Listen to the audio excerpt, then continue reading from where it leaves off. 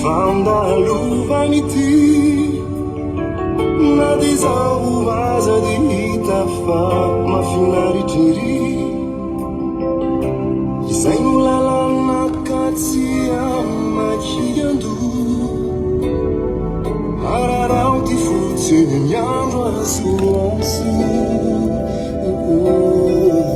magaga tokoa ty fandalovany ty na dia zaho aza dia hita fa mahafinaritra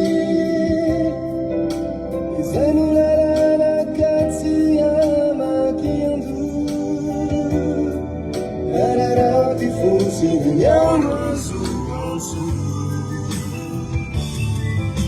adalorana malintsika tokoa no irantsika izao aminy fo indrindra mora misy ny fitiavana deo ny fahatsiarovana izay tsy omay tsy omay bana